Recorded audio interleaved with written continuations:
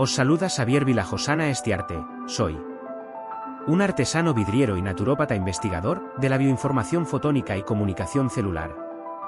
Trabajo en campos de resonancia latente y herramientas que desarrollo, distribuyo y facilito formación para el bienestar personal y del planeta, mediante la información holísticamente encriptada de los campos bioenergético, neurológico, vitalizante, intuitivo, autodignificante y vivencial.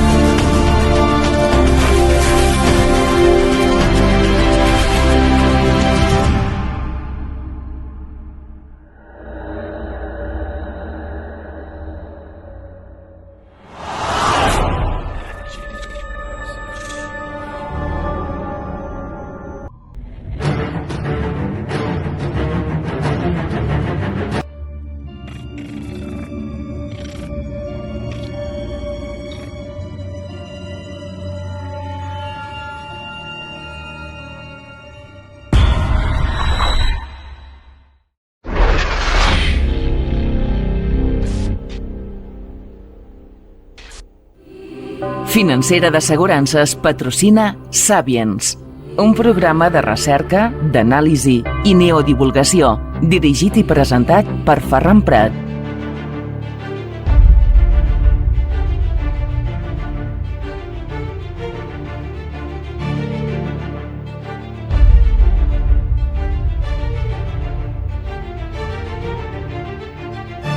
Salutacions, saludos, benvinguts, ben trobats. Welcome al Sapiens, les habla su amigo Ferran Prat y os avanzo que hoy tengo un programa de lujo, bueno, podría decir lujo y corbata.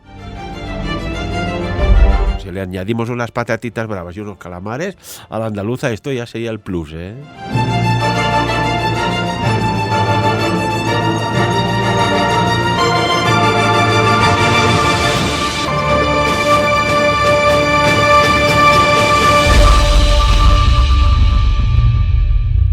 Y saludamos aquí, bueno, en este programa especial Economía y sus derivados, a Luis Rovira. Luis, ¿qué tal? ¿Cómo estás? ¿Bien hallado? Muy buenos días, disfrutando con los calamares, con las patatas y esperando a ver si el camarero me trae el fino y tú has pedido una cerveza, me parece, ¿no?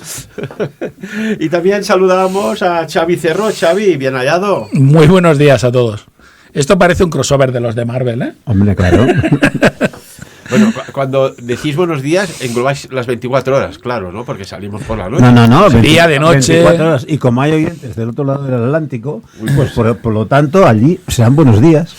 Que además tengo que dar las gracias a todas las personas que nos escuchan a través de internet, que no son pocas, que incluso estableces vínculos de amistad de Estados Unidos, México, Argentina, Chile, Francia, Alemania, de todas partes. Y esto ha sido un gran avance para la radio, la comunicación, que te puedan escuchar de cualquier sitio y con estas inteligencias artificiales, encima, que te puedan traducir y te escuchen en su idioma o te puedan leer. Esto es fascinante, la verdad. Así son las cosas, ¿verdad, caballeros? Sí, yo creo que la vida, las relaciones humanas es comunicación. Y todas las herramientas que nos puedan poner a través de todos los nuevos sistemas informáticos, ahora llamados inteligencia artificial, aunque realmente hayamos 30, 40 años con ellos, y seguro que Xavi nos lo puede decir mucho más esto, pero bienvenidos. No sé, yo como persona que mi principal labor en mi vida profesional ha sido la comunicación, si lo hubiese tenido hace 40 años. Yo obviamente tengo que discrepar. Lo siento, Luis. Yo he venido aquí a pelearme contigo. No, pero sí, hay que tener una cosa en cuenta. Es decir, las herramientas están ahí, la IA es flipante a la hora de traducir, pero recordar que una traducción, para empezar, de por sí, ni hecha por el mejor traductor, ya te pierdes parte de la esencia de ese mensaje. Por poner un ejemplo, si no me equivoco, hay más de 20 palabras para la palabra espada en japonés, o hay más de 50 nombres diferentes en los países fineses para decir nieve, dependiendo de qué tipo de nieve es. Mira, ahora te voy a contradecir yo a ti. Hay una cosa que hay que tener clara en comunicación, las 3 Cs. Sea personal, sea a nivel de signos ya debes de inteligencia, es ser claro, concreto y conciso. Si tú eres claro, concreto y conciso, funciona. La traducción será buena. Si el mensaje está un poquito enrevesado, la traducción puede ser no muy buena. Ahí es donde iba yo. Los modelos de traducción son muy válidos cuando los mensajes son simples, cuando las ideas están muy claras y bien estructuradas. Por lo tanto, el que emite es el que tiene que procurar siempre, tanto en la comunicación personal, sea por internet, sea por lo que sea, ser claro, concreto y conciso. Por ende, la IA o estas herramientas, tened claro que nos serán muy útiles en un congreso, cuando un señor hace una ponencia, un documento, un artículo, pero para la poesía, para cierta prosa o para cierto arte, pues al igual ahí no os fiéis tanto. Ahí no hay ni alma ni corazón. Exactamente, no de que guarde el espíritu de lo que traducido. Está clarísimo. Pero para lo que, como bien Luis dice, ¿no? Comunicarnos en el día a día, poder transmitir una idea a una persona de Nueva Zelanda sin saber neozelandés, obviamente es una idea, es una herramienta magnífica. Ahora, si yo quiero interpretar o que me traduzca literalmente las obras de Shakespeare, pues vais a ver que la traducción pues deja bastante que desear. No, solo hay que ver esos robots automáticos que hay en el AliExpress, cuando traducen el nombre de los artículos, echar un vistazo y vais a ver que es de risa. Pero bueno, siempre hay las primeras etapas, las primeras versiones, ¿no? Esto como los instrumentos de música han ido mejorando en la afinación y todo. Aquí, Xavi, tú dices que... Yo digo que no, Luis lo acaba de decir, no tiene alma, no tiene corazón. El sentimiento es imposible, Ahí está, yo insisto, en el comunicador, sea en lo que sea, que tiene que tener claro 2 puntos muy claros: propósito de su comunicación y objetivo. Si tú tienes claro el propósito y el objetivo, entonces adecuas tus palabras, tu forma de comunicar para que la traducción sea correcta. Correcto. Porque sentimiento no habrá, emoción no habrá. Por lo tanto, si yo me quiero traducir, no sé, a Becker, es que va a ser imposible, porque no está el sentimiento ahí puesto. Es que hay que leerlo, además de una manera muy concreta. Yo soy fan de Gustavo Adolfo Becker. Mira, hay una famosa que dice sobre el orgullo. Dice, habló el orgullo y secó tus lágrimas. Habló el orgullo y cerró mi boca. Dime tú cómo lo va a traducir esto. Bueno, literal, pero bueno. No sale. Bueno, el debate está ahí, veremos dentro de unos años. Yo recuerdo cuando hace 15 años atrás o más ya hablábamos de las inteligencias artificiales autónomas. Mirad, que sonaba ciencia ficción, incluso me llegaron a decirlo. Esto, habéis visto mucho la película de Matrix y estas cosas. Mirad hasta dónde está, veremos dentro de 15 años o menos. Pero yo os puedo decir, por trabajos que conozco en primera persona, que veo la evolución y el factor humano le queda una generación o años. Permíteme, Fran, ya que tenemos a Xavi aquí, ¿qué he hecho? ¿Qué reto? ¿Estamos entrando en Matrix ya? ¿O la Matrix está entrando en nosotros? Hay alguno que ya vive en la Matrix, desde luego, porque hoy día podrías estar en tu casa teletrabajando y no tener absolutamente ningún contacto humano, comprar por internet, relacionarte por internet y no necesitar del contacto físico. Para mí es raro, porque yo creo que los seres humanos necesitamos ese contacto físico con otros humanos. Somos seres gregarios en el fondo. Entonces Matrix, si una cosa representa es un engaño, Matrix es un engaño, es una simulación que te hace creer que tienes contacto con otros humanos, de la misma manera que lo tienes en el mundo real. Ahí lo puedes tocar, le puedes percibir, lo puedes besar, Entonces, claro, hasta que no llegue esa hiperrealidad, por así decirlo, sí, pero fíjate, que engaña a nuestros sentidos, lo veo difícil. Mi pregunta viene porque en estos momentos ya tenemos una generación que se pasa en el día con la tablet, con los teléfonos móviles, interactuando, con poca relación personal, todo a través de las herramientas. Entonces, por esto la pregunta es esta. ¿Estos no están abocados a esto, más o menos? Están perdiendo las relaciones humanas. Están perdiendo lo que tú acabas de decir. Somos gregarios, somos animales sociales. Necesitamos ver, tocar, compartir. Entonces, está todo variando muchísimo. También puede, sí, estoy de acuerdo contigo, pero también hay un factor que quizás no consideramos y es el tiempo libre. Occidente es una factoría de trabajadores cualificados, en mi opinión. Desde que los niños empiezan el ciclo escolar, el tiempo que les queda libre es mínimo. Cuando salen de clase se van a hacer piano, teatro, escalada, 200.040 actividades, hasta 4 diferentes, el mismo chico, como si fuera un talento en todo. Eso de a las 5 de la tarde, toma el pan con nocilla o el pan con chocolate y vete a la calle a pegar patadas a un balón hasta las 8 o las 9 que te llame, eso ya no existe. Entonces, cuando ya no tienes ese espacio para el ocio común, para el ocio social, esos pequeños ratos que te quedan y quieres contactar con la gente, quizás es el único medio. Entonces, es esta nueva generación, estos chavales que eligen voluntariamente comunicarse a través de medios digitales, o nosotros les hemos construido una sociedad donde no les damos más que esa opción si quieren comunicarse. Ahí estoy contigo. Nosotros hemos abogado a que pase porque lo estamos encontrando los niños. Yo tengo una nieta de 9 años y muchas veces la voy a buscar a las 5 de la tarde, la llevo al parque. Qué abuelazo que eres, felicidades. Pues sí, porque me cae la baba con ella. Es así, y ya no te digo de la de 12. Pero yo lo veo, muchos niños están jugando con los columpios, toboganes, con todo lo que hay en un parque, pero ves unos cuantos ya que tienen sobre los 12 o más arriba, que están entre ellos y se están comunicando con un móvil ya. Y mandándose mensajes uno al lado del otro. Sí. Entonces dices, ostras, eso para mí, yo no digo que sea un peligro, para mí es otro mundo. Piensa que también vamos a traducir, permitidme, en cifras, porque claro, nosotros puede ser que pues no lo entendamos, no nos guste o estemos en desacuerdo, pero los tiempos que vienen y están son lo que son, y si lo convertimos en cifras, y esto de la Matrix, que es un tema recurrente en Sapiens, es que es lo que a lo mejor escoges porque no hay una mejor opción para darte una realidad paralela a este mundo que te puede gustar o no, estés de acuerdo o no. Pero fijaos, hay datos que indican que al menos hay 1,17 mil millones de jugadores online a nivel global. O sea, ojo, Xavi seguro que es uno, ¿sí? ¿Ves? Ahora nos explicas por qué. Yo también, algunas partidas de domino. No, escuchad. Es como Call of Duty. Escuchad. Otro dato. Los jugadores de dispositivos móviles constituyen la mayor parte de la audiencia de juegos online, representando aproximadamente el 60% de todos los jugadores en línea. Se estima, ojo con los datos, que alrededor de 2,85 mil millones de jugadores de juegos móviles hay a nivel mundial, y son datos del año pasado. ¿Qué quiere decir esto? Bueno,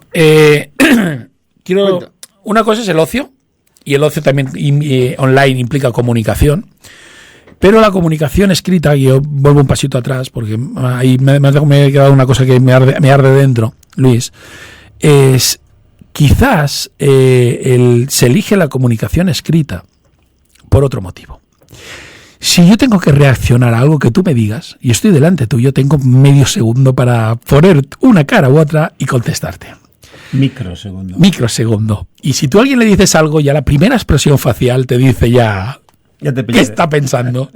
Luego podrá ser más o menos políticamente correcto. Sin embargo, en el lenguaje escrito, tengo todo el tiempo del mundo para pensarme la respuesta y escribirla. Entonces, a la hora de relacionarse, y aquí es otra habilidad que se ha perdido precisamente, pienso, por la falta de contacto humano real, que es la inteligencia emocional, es mucho más práctico cuando eres un tonto emocional poder tener 10 segundos para pensar que te contesto. Sí, pero no hay tontos emocionales. O poco hábiles, poco hábiles, perdón por la palabra. Poco trabajados, digámoslo así. Claro, si no tenemos ya el estímulo de bien pequeñito de socializar, entonces, excepto en la escuela, por decirlo así, y allí en el tipo de educación que tenemos tan cartesiana, es todo muy riguroso y poco se desarrolla la creatividad y la empatía. O no hables en casa, no molestes ni interrumpas. Exactamente, ¿no? Entonces, estamos llevando a nuestros hijos a la sociedad actual, a lo que acabas de decir, se está llevando ahí. Por lo tanto, yo digo no trabajados, no es que sean tontos. Bueno, no, me gusta la palabra. Y aquí viene, no Ferran, trabajados. lo que tú acabas de explicar del ocio. Cuando estamos jugando online, hablas en tiempo real. Estás hablando en tiempo real. Ya no se juega el dominó, no se juegan las cartas, no se juegan las canicas. Te pegas una partidita del Call of Duty, del CSO, de cualquier juego, donde normalmente es o unos contra otros, pero en equipo. Normalmente algunos hay que son Battle Royale, que es yo tengo que ser el último, voy contra todos, pero la mayoría son juegos de equipo, con un equipo contra otro, o sea, como un partido de fútbol, como sería un partido de fútbol, como sería un partido de balonmano, de cualquier juego de pelota, un equipo contra otro equipo, y un equipo quiere ganar y ganar al otro. Entonces te obliga a hablar con esas personas en tiempo real a través del micro para coordinarte. Normalmente eso, pues hay juegos de todo tipo, la mayoría o más exitosos son juegos de tipo de combate, ya sea con magia, con espadas, con armas similes de armas reales, etcétera, pero ya te obliga a hacer ese contacto. Yo, como padre de un hijo de 16 años, que es top goal del juego online. Adolescente, ¿no? Sí, bueno. Está ahí inmerso a tope. Sí que te puedo decir, por ejemplo, que no ha sido nada todo malo lo que ha habido ahí. Sí que sabe insultar en 54 idiomas, es verdad. Pero habla un inglés con fluidez que no es el que le ha podido enseñar en el colegio. Total. Sino que viene provocado. ¿Por qué? Y ahora vamos a una cosa que yo te quería contar, Luis, a ver qué te parece. ¿Te acuerdas de lo que era el Esperanto? Hombre, el futuro. ¿Vale? ¿Te acuerdas del castigo que nos impuso, según la Biblia, Dios a los humanos? Porque por la Torre de Babel. Por ser un poquito altivos. Bien, el inglés es sin duda alguna el Esperanto. La lengua para jugar online. Con todo el planeta. ¿Qué significa eso? Que ahora yo veo más factible que nunca que el idioma universal del planeta sea el inglés. Total. Para las nuevas generaciones. Y luego, como idioma secundario, cada uno tendrá el del país que lo haya parido. No, mira, ruso, español. De la nieta que te decía yo, al añito y medio, 2 añitos, me decía ya palabras en inglés. ¿Por qué? Porque la cogía de ver dibujos en la televisión, claro, de la tablet de su hermana, y entonces lo van asimilando como algo normal. Y si llega un momento que de aquí a 2, 3 generaciones el inglés está tan normalizado porque todos lo saben, fíjate dónde van las IAs de traducción. Todos los lenguajes nacionales quedarán como algo como en casa. Sin embargo, la lengua vehicular del trabajo, de los negocios, de todo, se estipularía como el inglés. Eso podría abrir, en mi opinión, y ojalá suceda, una nueva etapa para la humanidad. Porque si todos hablamos el mismo idioma, las barreras idiomáticas caen y de repente te puedes entender con todas las personas del mundo sin necesidad de traductores. Y aparte diré otra cosa muy importante. Aparte de la lengua, está la cultura de un país, que puede ser radicalmente diferente, las culturas, costumbres, etcétera, ¿no? Cuando todos hablamos el mismo idioma, vamos modelando y ajustando esos tipos de cultura. No somos uno a la derecha y otro a la izquierda totalmente, sino que nos vamos poniendo hacia el centro todos. Entonces compartimos culturas. Y eso sí que para mí es lo mejor que veo yo en la comunicación a 20 años. Yo creo que sí, de verdad desearía que fuese así, porque pienso que podría ser una experiencia, dentro de todas las cosas malas que siempre a veces decimos que suceden en este planeta, podría ser una cosa muy, muy, muy positiva el hecho de que a través de los videojuegos, que como dice Ferran, ¿no?, los dado los datos, cada vez son más y más los practicantes, tengamos una lengua que englobe a todo el mundo y que nos permita, pues, entendernos, ya te digo, de una forma muy, muy clara con todo el mundo. Aquí sí que, por ejemplo, ganaríamos una cosa. A diferencia de los traductores, que como tú bien decías antes, le falta ese corazón, ese sentimiento en la comunicación, como ahora todos hablamos el mismo idioma, ya no se pierde, porque cualquier comunicado que hagamos, como lo hacemos todos en el mismo idioma, tenemos muy claro qué sentimiento, el objetivo y el propósito que tú mencionabas tiene la comunicación que te mando. Es que entonces esto nos lleva a que es muy fácil compartir y es muy fácil ponerse en lugar del otro. Por lo tanto, es muy fácil tener empatía. Que lo malo de la sociedad actual es que se ha perdido la empatía. El sentimiento, el ponerse en lugar del otro, el mirar a entenderlo. No, nos hemos estado volviendo, en los últimos 50 años, ya no quiero ir más atrás, muy egoístas, muy egocéntricos todos. Y eso nos ha cerrado visualmente, en lugar de abrirnos la perspectiva, nos la ha cerrado. El no comprender la lengua de otra persona, pues, y estoy de acuerdo contigo, tenemos problemas con la inmigración en toda Europa. El no comprender ya no solo la cultura, porque obviamente es bien diferente, ¿no?, pero su lengua, y que ellos muchas veces pues no hablan la lengua del país donde se establecen, yo creo que esa es la principal barrera. O sea, la principal barrera es de comunicación. Sí, por eso existen los guetos. por esa comunicación. Cuando no puedes, se van los inmigrantes en Estados Unidos, en Europa, donde sea, se juntan en un sitio periférico además, y entonces lo que intentan es comunicarse por la necesidad, comunicarse solo con los suyos, y no se inmiscuen, no, ¿cómo te diría yo? No entran a vivir la cultura del país donde van. Esto me recordáis un poco a esto, Callejeros Viajeros, este programa de nuestros compañeros, que visitan zonas donde hay pues comunidades de gente, de personas del mismo lugar, ¿no? La clave es que estén integrados y se dejen integrar. Pero el tema que nos ocupa hoy, caray, casi os habéis comido el programa, ¿eh? Es un tema importante, no que... Somos como un perro, nos das una cuerda y ya está, la liamos. Señores, estad atentos que esto es muy importante y me han pedido muchísimas personas que lo tratemos aquí a ver qué conclusiones podemos sacar. Francia. Nos vamos a Francia, que para mí además tiene uno de los himnos nacionales más preciosos, potentes y emocionales del planeta.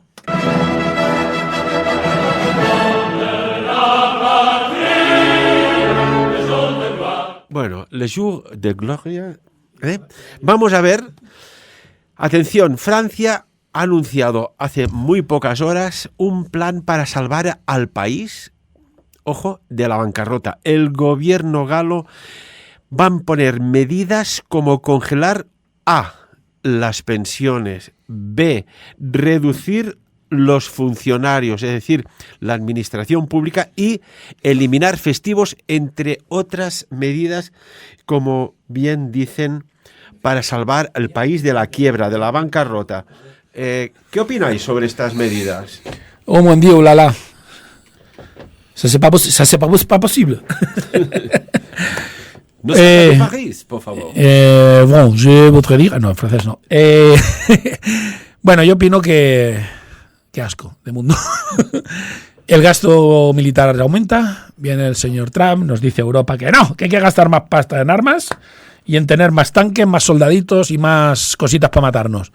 Y luego nos damos cuenta que, claro, si incremento de ahí, como llevo ya años recortando en sanidad, en educación y en los sectores que realmente están ya ahí aguantándose por 2 hilitos, ya no puedo seguir recortando ahí. Así que ¿de dónde saco más pasta? Pues venga, vamos a quitarla de los desgraciados que han trabajado toda su vida y esas cosas. Es decir...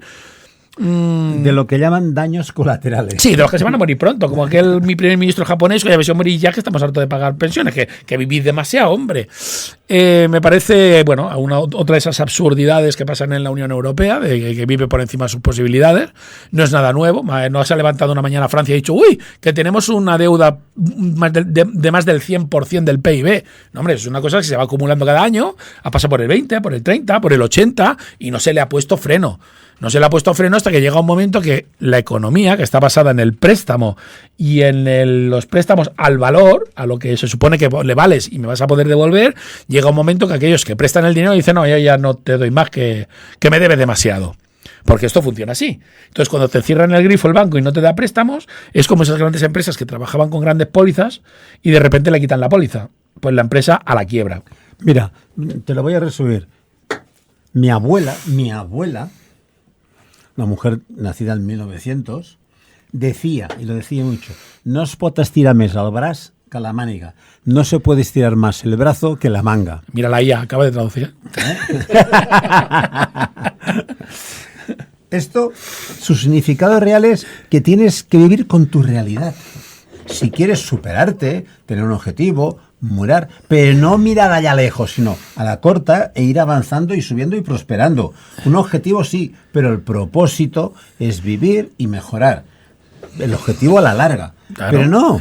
Pero es que en la mayoría de los países, los que yo conozco, europeos, han mirado más allá, han querido vivir hoy como millonarios todos, y este es el problema. Lo malo es que no ha sabido poner medios, se ha dejado que, ¿cómo os diría yo?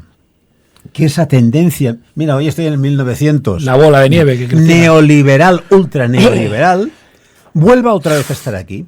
Y esa bola de nieve, como acabas de decir muy bien, se va haciendo cada vez más grande y ya está provocando una avalancha de ruina de países. ruina de los países, ¿eh? Vamos a poner datos, porque si no, esto son titulares. Oye, Francia está en riesgo de quiebra, toma medidas radicales para reducir, que ya sabemos que el pueblo francés no es como otros ciudadanos que cuando les tocas las narices se cuadran, ¿eh? Allí salen a la calle y bien salidos. Y atención, porque dicen, oye, ¿qué ha pasado para que el país esté en riesgo de quiebra y tomes estas medidas? Pero ojo, como has dicho Luis también, no, es que nos vamos a rearmar. Pero bueno, mirad, el peso del Estado en la economía francesa es muy, muy considerable. Se acerca al 60% del Producto Interior Bruto, del PIB, en gasto público. Fijaos qué gasto más desmesurado. Y después hay otra cosa, que Francia tiene un modelo social de mercado altamente intervencionista con altísimos impuestos. Solo falta ir a hacer un croissant y un café con leche, que ya dice, ostras, qué diferencia. Y una gran protección laboral, que eso, pues bueno, está bien, ¿no? Las cotizaciones sociales son de las más altas de Europa. Si bien esto ofrece beneficios sociales, impone una carga significativa, evidentemente, pues a las pymes, a la pequeña, mediana empresa y a la gran empresa, y que puede ralentizar pues el desarrollo, las inversiones, y hasta aquí pues sabemos que ha habido una pérdida de empleos industriales en las últimas décadas. Y tenemos algún dato significativo al respecto, para que veáis que aquí siempre nos cotejamos y nos mezclamos con datos para sacar conclusiones. Mientras, por ejemplo, en Alemania, el año pasado, el 2024, registró un aumento del 22,4% en el número de insolvencias, que lo encuentro una exageración, para Francia el 2024 ha sido un año récord, nefasto, un año negro en cuanto al número de quiebras, con 66.000 quiebras. ¿Esto va cuadrando para que el país esté en este punto? ¿Es punto de no retorno qué, señores? Sí, casi es un punto de no retorno dentro de que los bancos centrales de cada país y el Banco Central Europeo permita el endeudamiento. Así de claro. Lo que pasa que esa permisividad, te diría un poco con los ojos cerrados, está llevando a la bancarrota no solo a pequeñas y grandes empresas por el exceso de endeudamiento a la larga, pero cuando ha vencido ese a la larga, se ha juntado después de la crisis de 2008, después de la crisis sanitaria, así no menciono el nombre que no se puede mencionar, Voldemort. Todo se ha juntado, pues bueno, al cabo de 3, 4, 5 años está saliendo todo, porque como era a la larga, el endeudamiento era a la larga, se ha ido acumulando hasta un momento en que los autónomos, las pymes, ya no pueden respirar. Y automáticamente, por eso, esa gran crisis, ese gran cierre de empresas, y obviamente volvemos. Los daños colaterales, y quien la paga siempre, es el ciudadano de a pie. ¿Cuál es la fácil solución de los que se llaman economistas? ¿Cuál es la fácil solución de los que se llaman expertos en finanzas y que llegan a ministerios, a puestos de trabajo de alto nivel técnico en diferentes entidades, en diferentes ministerios, etcétera, etcétera? ¿Cuál es? Fácil, recortar de aquí, recortar de allá. No propuestas alternativas y buscar soluciones. Decir, mira, vamos a hacer esto, vamos a hacer lo otro, pero vamos a hacerlo reales, que se pueda generar riqueza. No, lo que se está generando al recortar es más empobrecimiento. Porque mira, solo una cosa, se alarga la vida laboral, por un lado. 2, se recortan las pensiones. ¿Qué estamos haciendo? Si ya las pensiones en general son justas para los jubilados, automáticamente estos jubilados que, cuidado, ¿cuántos jubilados? Había que mirar los datos porque los hay. ¿Cuántos jubilados en estos momentos están alimentando a los hijos y a los nietos? ¿Cuántos lo están acogiendo en su casa porque no pueden pagar el alquiler del piso? Entonces, esto está llevando más a la ruina. Podemos hablar entonces del casero. ¿Quién es el casero? Y permíteme que que hable así. No era la marca de quesos. No, eso era el ventero. O el caserío. El caserío. El casero. Cuando Hoy hablo estamos hablando de la vacherie. De la vacherie. La vacherie. Cuando hablo del casero es el PIB, la deuda pública. La deuda pública de los países está vendida. Es decir, la deuda pública no es un país que dice, no, de repente debo 60%, el 100 y pico como Estados Unidos. No, es que alguien la ha comprado. Y esos son los bonos del Estado. Que están garantizados, que si un señor viene y dice, paga, tienes que pagar. Tienes que pagar, ¿eh? ¿Y si no tienes para pagar? Es tu problema. Pero me tienes que pagar. ¿Con qué tienes que pagar? Pues no lo sé. Perdona. Sacrifica 4 vacas y 2 ovejas. Perdona un segundo. ¿Quién tiene la mayor parte de la deuda pública de Estados Unidos? China. ¿Por qué crees que Trump está haciendo todo lo que bueno, está haciendo? a eso es lo que yo venía. Es decir, en Francia el 25% de la deuda pública es del Banco Central francés. De la banca. El otro 51% aproximadamente es de inversores extranjeros. ¿Vale? No es un gran país, no es como el caso de Estados Unidos, que China es un gran tenedor, no tenedor de pinchar, sino tenedor de tener. Pero el 51% de la deuda pública es extranjera. Cuando encima tu país se mete en festivales de que ahora no me gusta el Putin, de que ahora los chinos me caen mal, de que ahora le voy a meter aranceles, y te metes en estos jardines como la guerra comercial que el señor Trump nos quiere meter a sus amigotes, que somos sus amigos. Imagínate si no fuéramos sus amigos, que eso lo único que hacen los aranceles es empobrecer a todo el mundo, pero bueno, no pasa nada. Bueno, yo creo que no tiene amigos, ¿eh? Él no. Bueno, ni el Musk, fíjate, ni los dos que están igual de locos, ya tortas. La cuestión es esta. Los que tienen esos posibles, ese de ya me pagarás porque tú vales, al igual yo que tengo comprada la deuda, empiezo a ver que tú ya empiezas a mear fuera de tiesto. Empiezo a ver que tú ya no me interesas porque no te veo fiable, que veo otras inversiones de otros países emergentes que al igual tienen más posibilidades y a lo mejor vengo a cobrar. Si China le pidiera a Estados Unidos que hiciera efectivo, venga, devuélveme el dinero de toda la deuda pública que te he comprado, lo hunde en la miseria. Si este 51% de inversores reclamara la deuda que tiene el Estado francés con ellos, los hunde en la miseria. Ningún país, y digo ninguno, está preparado para hacer frente a los bonos que ha emitido de forma garantizada. Porque como se abandonó el patrón oro y tú ya no tienes que tener en oro la cantidad de dinero que tienes emitido, no tienes con qué pagar. Ahora voy. Está balanzado, espérate. Por eso. Yo te reclamo como país o como inversor, yo te reclamo la deuda. Te la reclamo. Y todos los inversores la reclaman. No puedo pagar. ¿Vale? Un país no hace suspensión de pagos. Un país no se va a la ruina. ¿Quién le va a incautar todo el país? Es imposible. Y en eso están jugando. Y la próxima etapa será, no se paga, señores, a tomar. Que se pueden autocondonar la deuda. Atención en datos, ¿eh? Porque dices, bueno, ¿y esto qué está pasando aquí? Fijaos, Francia ha entregado cantidades enormes de equipo militar, me refiero, en la guerra de Ucrania. Mira, en marzo, escúchate, en marzo del 2024, el Ministerio de Defensa de Francia ya detalló el valor de los equipos militares entregados a Ucrania. Ascendía a 2.615 millones de euros. A esto se le tiene que sumar 1.200 millones de euros de su contribución a un fondo para Ucrania, a lo que sumaría un total de 3.800 millones en asistencia militar. Y se han anunciado paquetes adicionales como 2.000 millones de euros en equipamiento militar para este año. Bueno, esto fue en marzo del 2025. Además, que se han utilizado intereses de activos rusos congelados para financiar más ayuda, con una partida confirmada de unos aproximadamente 200 millones de euros en marzo de este año para proyectiles, bombas, etcétera, etcétera. Por tanto, Francia también ha entregado cerca aproximadamente de 10.000, entrenamientos a militares ucranianos. O sea que solo esto, la guerra de Ucrania, está costando una auténtica ruina a Francia, ¿no?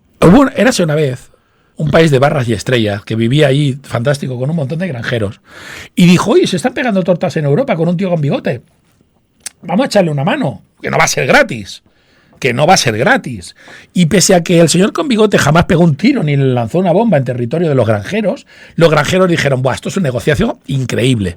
Vamos a ir allí, vamos a salvar a estos palurdos vamos a meternos en la guerra porque sí, con cualquier pretexto, y vamos a tenerlos endeudados los próximos 40 o 50 años, pagándonos las retribuciones por la ayuda de haberlos salvado del señor del bigote. ¿Cómo se llamaba esto? El plan... Ostras, El plan saqueo. El plan... Plan Pardillo. ¿El plan Mar? No. ¿Marshall?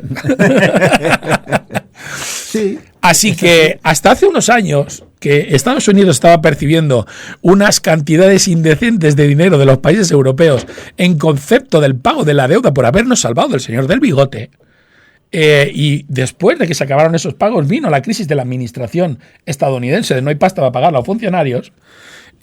Al igual los europeos, que somos así de listos, nos hemos pensado que Ucrania es Europa y que nosotros somos Estados Unidos y que podemos verter allí miles y miles de millones de euros para que luego Ucrania, cuando sea libre, nos lo devuelva.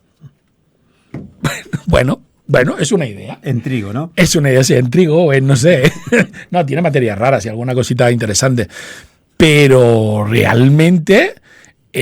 lo que hizo Estados Unidos, que también proveyó a Rusia en su momento con tanques, aviones y lo que hizo falta. Bueno, si no hubiese sido por esto, a través del estrecho de Murmansk, Un país que no tiene conflicto, que no lo necesita. Armas, la industria estaba ya toda desubicada. Claro, hasta que no empezaron a pegarse con los nipones no lo necesitaban para ellos. Era todo para vender y para prestar, pero con dinero a cambio. Obviamente, ese era un país que estaba obviamente en contra de... ¿Sería lícito pensar que Putin pensara que Francia está ya en guerra con Rusia? Cuando está alimentando y armando a Ucrania, ¿no fue exactamente lo mismo que pasó en la Segunda Guerra Mundial, cuando Estados Unidos, antes de entrar en guerra, estaba proveyendo de armas y de todo tipo de material a los países europeos, como Inglaterra? El país de granjeros, te refieres. El país de granjeros. Ajá, lo decía yo. Entonces, si el país francés, o Alemania, o España, están dándole cositas a Ucrania, aunque no intervengan, estás en guerra con el otro país. ¿De verdad que eso es lo que buscamos?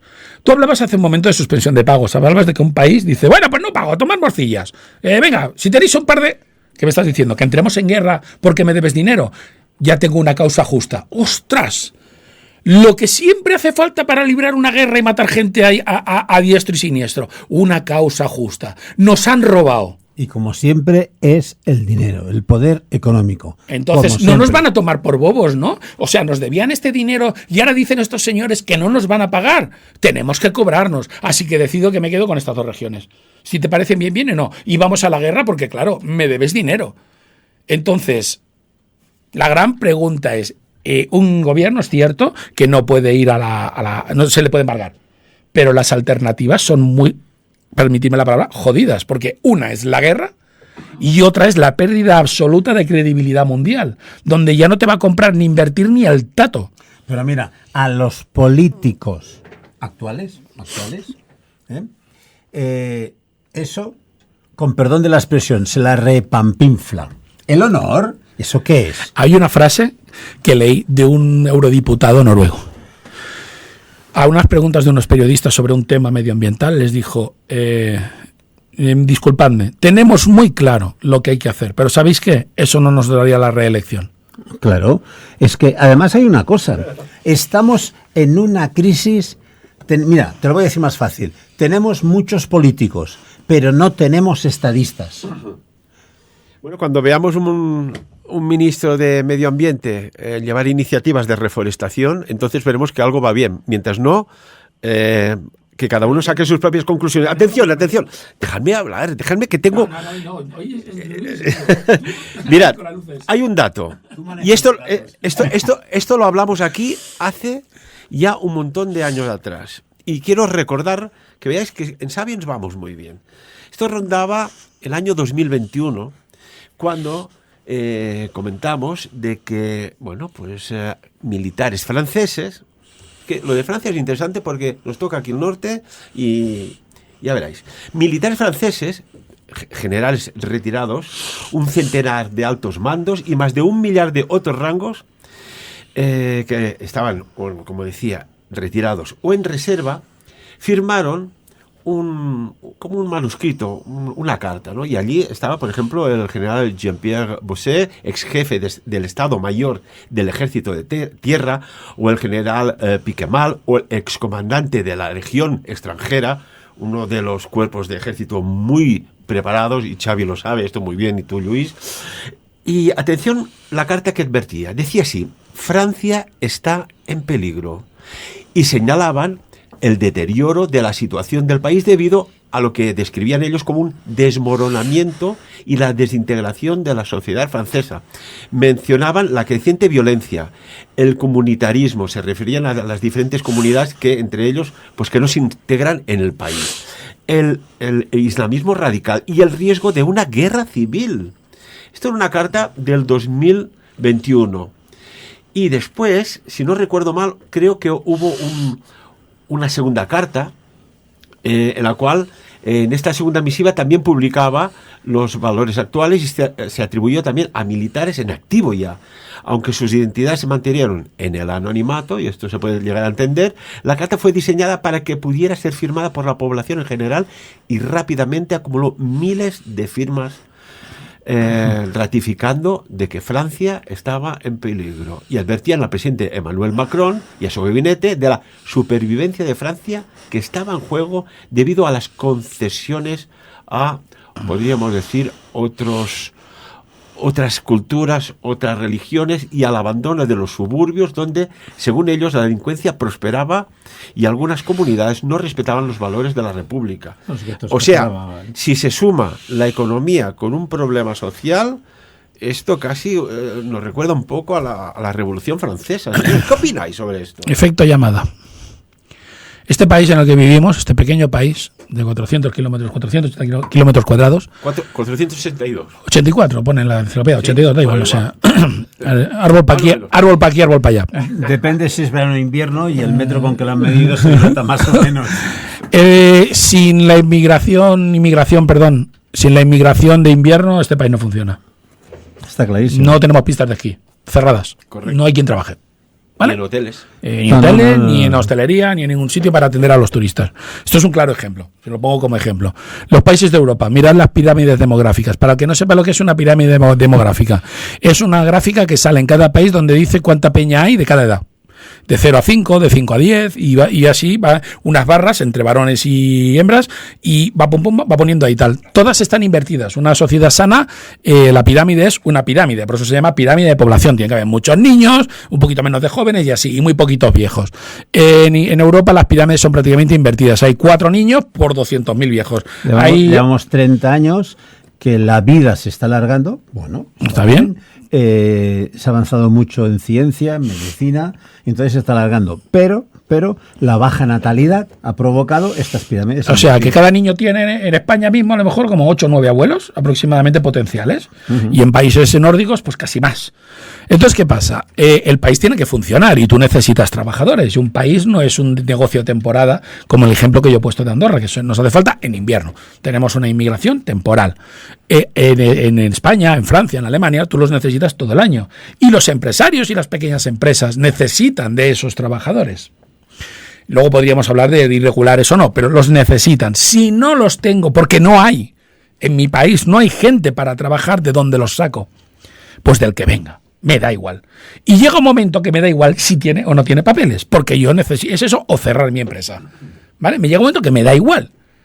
Y cuando ese señor llega aquí, perdido, a ver qué me encuentro, y resulta que encuentra trabajo en los primeros 20 minutos, que luego dicen que hay paro. Sí, hay paro, pero si hubiese paro significa que no podría entrar ni un solo inmigrante más, porque no tendría dónde trabajar, y sin embargo entran miles y miles y miles y hay trabajo. Eso es otra cosa que habría que mirar, ¿vale? No es un tema muy denso y no quiero entrar, pero lo que sí que está claro es que la inmigración es necesaria en todos los países europeos, y esto es una cosa que no podemos olvidar. Perdona, en todos los países del ámbito que sea desarrollados. Correcto, Porque occidentales. En el otro lado del Atlántico está pasando lo mismo. Los mexicanos son los que han levantado Estados Unidos porque no tiene suficiente gente. Y todos los países latinoamericanos. Entonces, la inmigración es necesaria, en mayúsculas, en negrita y subrayado. Pero tiene que ser una inmigración legal, regulada. Correcto. Y ajustada a la realidad social de cada país. Social, económico-social. Y ahí es donde quizás se ha fallado. Se ha primado más la productividad, el recaudar impuestos, porque si mi empresa, aunque tenga 1.000 trabajadores ilegales, me da un X en impuestos, mejor que cerrada. mejor que cerrada, porque chupamos todos, el ayuntamiento con permisos, el Ministerio de Industria, los impuestos a final de año por los beneficios, etcétera, etcétera. Y hemos primado, pues lo que prima un neoliberalismo capitalista, el beneficio, el dinero, salga de donde salga. Y ahora nos damos cuenta que el precio a pagar de tener todas estas personas inmigrantes sin ninguna regulación, es pues de que malauradamente, y me decía en catalán, desgraciadamente, no sé la palabra, gracias Luis, y a Luis. En la cesta te vienen también manzanas podridas, gente que ya en su país son delincuentes, gente que viene aquí y no se adapta y el choque cultural le impele a delinquir, gente que, dada la dificultad para integrarse, opta por generar esos suburbios, esos guetos, autosegregarse, porque lo tiene muy difícil para integrarse queriendo, porque hay quien quiere y hay quien no quiere, pero los que quieren también lo tienen muy difícil, es decir, es todo un problema social. Cuando tú tienes una necesidad y no has dedicado ni un minuto, porque lo que tú dices, hay políticos y no estadistas, a pensar cómo integrar esa necesidad en tu sociedad para que fuera mucho más fácil, tenemos estos problemas. Y estos problemas, desgraciadamente, son la gasolina, el combustible de los discursos de odio de la extrema derecha y los nacionalismos que están tan en auge. Es que tenemos un problema, es que a nivel de dirigentes están enfocados en el ahora. Y tienen que tener el propósito, sí, de mejorar el ahora. Pero tienen que tener el objetivo, y quiero diferenciar muy bien entre propósito y objetivo. Del objetivo de que esta mejora sea a 10 años. Y entonces es una escalera con peldaños y cada año tienes que tener microobjetivos a ir cumpliendo para racionalizar, para absorber toda esta inmigración, para integrar, etcétera, etcétera. El problema es, ya te digo, es que llevamos muchos años que hemos tenido solo políticos de la hora, no estadistas. Dejadme hacer una pregunta recurrente al tema que tratamos. Europa entra en guerra con Rusia. Imaginemos, es una hipótesis. Y se llama a filas a toda la población. El inmigrante ilegal debería ir, o puede ir, o lo pueden obligar a ir al frente. Muy buena. Buenísimo, déjame Luis, por favor. Si es ilegal, como no está censado, no lo llamarán. Pero le ofrecerán la nacionalidad como hacían las legiones romanas y el ejército norteamericano. Bueno, si te alistas en los marines, te tiene una nacionalidad. Si mueres, claro. En España ya ha pasado que aquellos inmigrantes que han venido sudamericanos, como no es obligatoria el ir al servicio militar, los que se han apuntado a hacer el servicio militar, al acabar les dan la nacionalidad española. Correcto. Es que ya está pasando. Me he recordado, Está pasando. Los romanos eran así. Los romanos te daban la ciudadanía después de servir, me parece que era 25 años en la legión. Sí. Y en los marines norteamericanos es lo mismo, es decir, si prestas un periodo o dos de servicio, te nacionalizan a ti y a tu familia. Entonces muchísimos latinoamericanos han sido nacionalizados estadounidenses por su servicio en las Fuerzas Armadas. Y sobre las Fuerzas Armadas, pues tenemos esa... Pese a que ya no estamos en la guerra de secesión, pues tienes a todos los oficiales blancos, ojos azules, rubitos, casi arios, y luego tienes toda la tropa porque son morenitos, bajitos, negros, ¿vale? Es decir, y toda esta gente que muchos son inmigrantes que están allí por ganarse la nacionalidad. Alguno lo sentirá, pero claro, es un gran incentivo para formar parte de las Fuerzas Armadas. Total. De todas maneras, olvídate, Ferran, no nos van a llamar a filas porque la próxima guerra no se libra con soldados. Se libra con drones, se libra con armas automáticas y no olvidemos que todavía no las han quitado, que está la amenaza nuclear. ¿Vale? Así que no hay que olvidar que un conflicto, yo creo que el conflicto, la guerra ya ha empezado. Y se está librando en el terreno que se tiene que librar, que es en el mundo de la ciberguerra y en el mundo de la economía, en la guerra comercial. Esa guerra comercial. Pero el eje, hoy día, o sea, el bando que sería del señor del bigote, serían los BRICS, en mi opinión. Sí, no está ¿verdad? ¿Vale? Se llaman BRICS por Brasil, Rusia, India. Mira, resumo lo que has dicho. Dale. Que la guerra ha cambiado. Ya no es aquella guerra a nivel de balas, de bombas, de darnos de hostias. Ahora es diferente. Sí, ahora se va por detrás. A matarnos de hambre. Sí, pero... Claro. Y dejarnos sin recursos. Pero es peor esta que... Tengamos claro que no luchan drones contra drones. Los drones buscan objetivos humanos, objetivos estratégicos. Pero infraestructuras. Claro. Destruir depuradoras de agua, centrales eléctricas. Si ahora lo que se trata, o sea, desde que en la Segunda Guerra Mundial, ten en cuenta que la Segunda Guerra Mundial tuvo un giro, un paradigma que no tuvo la primera, que es que bombardear a la población civil era normal. Sí. Normal. Sí. O sea, desde que los británicos empezaron los bombardeos a las ciudades alemanas, Aquí no pasa nada por matar a civiles. Entonces, empezaron a hacerlo todos los bandos. Entonces, ahora mismo la población civil es un objetivo válido para cualquier guerra. Pero no necesito tirar bombas y mandar aviones y soldados. Si con matarte de hambre y que no haya nada en los supermercados, no solo ya puedo matar gente, pero lo más importante, desestabilizo el país y me cargo el gobierno. Que no haya energía en invierno. Tener ejemplo. frío, tener calor. ¿Y a quién vas a culpar tú? ¿Al otro país o a tu gobierno? Tu gobierno. Ah. Claro, ahí está, Claro. ahí está, Yo ahí está. yo espero que nuestros oyentes vean el análisis tan profundo. Estamos poniendo una semilla de un futuro análisis dentro de poco, porque fijaos que en un informe, el United 24 Media, citando a fuentes francesas, señala que Francia predice una gran guerra en Europa en el año 2030, debido a la creciente amenaza rusa. Y ahora que hablamos de Rusia, y en los pocos minutos, hoy era un programa para 3 horas, menudos, pero atención al dato que os voy a reportar. Para mí la amenaza son los nacionalismos, no Rusia. ¿Qué te ha hecho Rusia? ¿Qué pasa? Nacionalismo. Nada, estamos comentando lo que acabas de decir. Yo decía que en mi opinión, Sí. Rusia no es ninguna amenaza para Europa, nunca lo ha sido. La amenaza para Europa son los nacionalismos. La amenaza para Europa es la extrema derecha que está surgiendo y el nacionalismo de forma ferviente. Y como no sabemos cómo atajarlo, hay que buscar un enemigo en el exterior. Pero Rusia, ¿qué le ha hecho a Europa? ¿Qué le ha hecho? Dime qué le ha hecho. Lo único que ha sucedido es que queremos bases de la OTAN en su frontera y él no lo permite. ¿Permitiría una base rusa en la frontera México-estadounidense, Estados Unidos? Absolutamente no. Pues es lo mismo. Así que es para mí el cabeza de turco de toda esta situación. Y yo no digo que nadie sea bueno, pero discrepábamos de eso. No, en estos momentos... Rápidamente, Luis, se supo- no, es que si no nos da Caos. tiempo. Alto, no. Otro tema importante, es que si no, nos quedamos siempre a medias, no, a cuartos. ¿Qué opináis sobre el aumento de impagos que hay de empresas a la banca rusa? ¿En qué puede derivar esto? Como Bueno. en todas partes. Es que en todas Sí, partes lo mismo que en todas partes, a un fallo de la economía global rusa más de lo que está.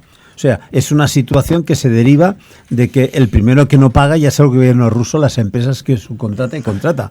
Es el mismo gobierno el que lo está provocando ya de entrada. Después, las pocas empresas rusas, o las bastantes, que todavía exportaban y entonces ingresaban después. Yo me acuerdo en su momento, en los años 80, después de derribar el muro y todo esto, Alemania apostó, pero bestialmente, en producir e ir y hacer grandes apartados comerciales en la misma Rusia. Todo esto se ha ido al garete. Es así. Por lo tanto, no hay productividad, no hay consumo en Rusia. El problema es que ya no hay consumo de dinero, hay consumo de necesidad, nada más. Os doy el dato, ¿eh?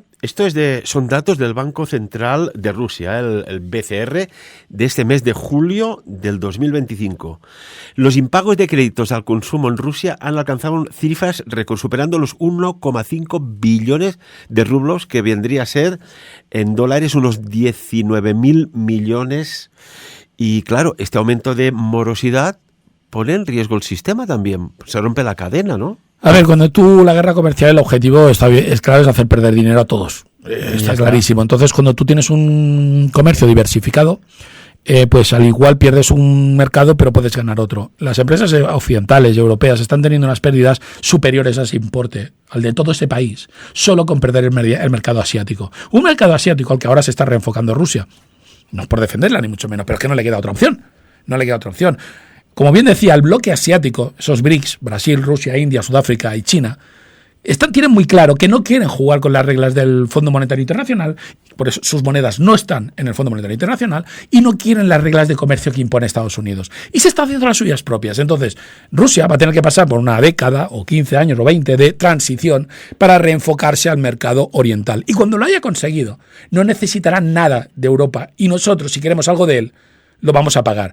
El gas ruso, que era lo que les daba mucho dinero y que dejó de venderse por ese supuesto tiro en el pie que se pegan los rusos en el gasoducto que va por el Mar del Norte, ¿vale? Ese gas ya lo están vendiendo, no se lo están perdiendo, se lo están vendiendo a China, que ahora tiene la electricidad más barata todavía, con lo cual su crecimiento puede ser más potente todavía, o a la India. Otro tema, gracias Xavi, gracias Luis.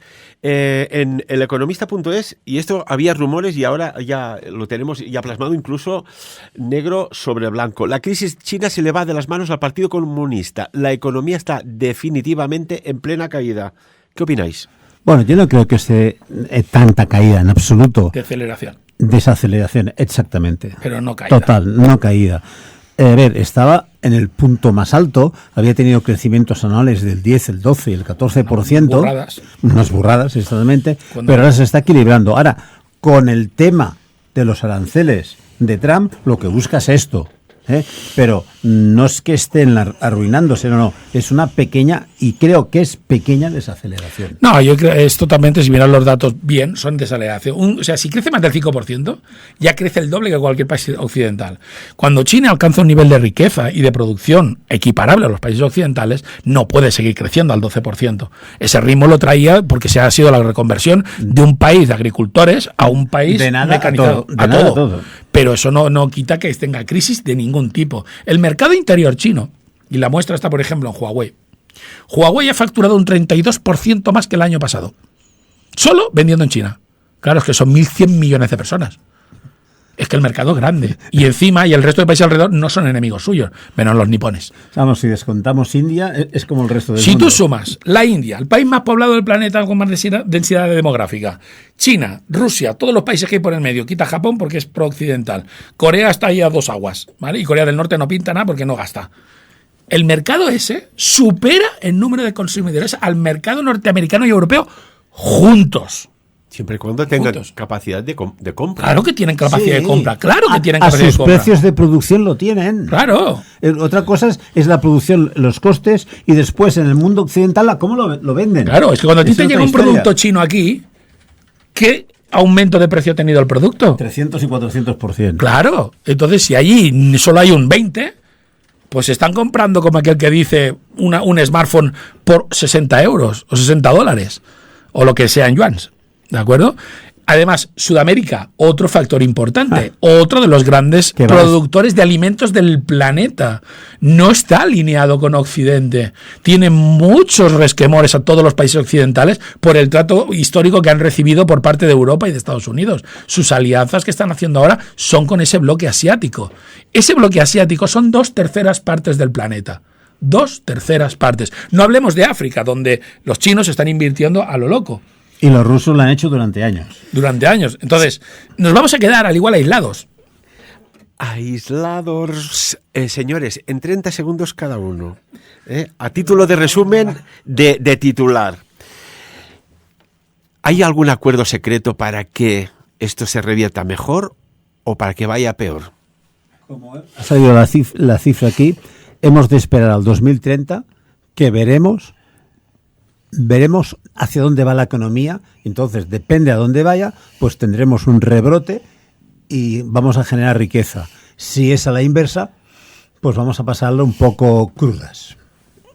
Yo mi opinión es que todo esto va a acabar en agua de borrajas en no demasiado tiempo, porque todas las empresas que están perdiendo dinero, que suelen ser multinacionales con fondos de inversión multinacionales de muchos países, llegará un momento que dirán, oye, esto se acaba lo de perder pasta. A mí me da igual los problemas que tenga este señor, presidente de los Estados Unidos, con el presidente de China, pero yo esta empresa o crece o retiro mi capital. Y al final es el que manda. Porque el capitalismo manda el dinero. Así que el dinero yo creo que va a ser el principal salvador de esta situación, diciendo, se acabó lo de perder pasta tontamente. Si queréis, quedáis una tarde y os pegáis 2 navajazos ahí en la esquina. Pero hacernos perder pasta, ni de coña. Desde el momento que las empresas norteamericanas empiezan a tener pérdidas y los capitales no estadounidenses, o en China capitales estadounidenses, llamarán, sabéis que son los que financian, ¿no?, a los jefes de gobierno. Los llamarán y dirán, pro, que somos los que te pagamos la campaña. O el año que viene presentamos a otro, que sea más afín a lo que necesitamos. Bueno, mirad hacia dónde van, ahora se están yendo los grandes directivos de la firma Tesla. Esto es un dato a tener en cuenta. Señores, se nos voló el tiempo. Luis Rovira, amigo, un placer tenerte aquí con nosotros, ¿eh? Sabemos que la vida tiene, pues, como la economía, subidas y bajadas, pero lo bueno es superarlas, ¿verdad? Totalmente. El instinto de supervivencia y de lucha jamás debe perderse.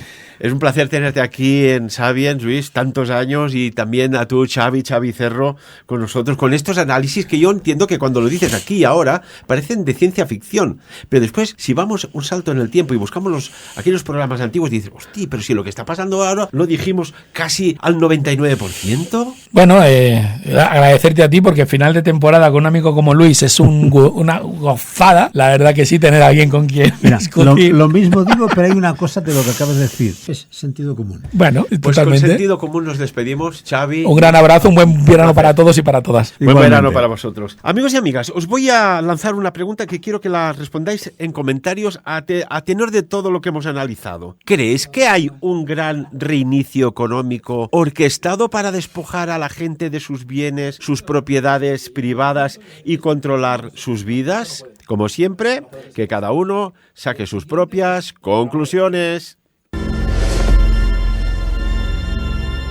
No intentes doblar la cuchara. Eso es imposible. En vez de eso, solo procura comprender la verdad. ¿Qué verdad? Que no hay cuchara. ¿Que no hay cuchara? Si lo haces, verás que no es la cuchara la que se dobla, sino tú mismo.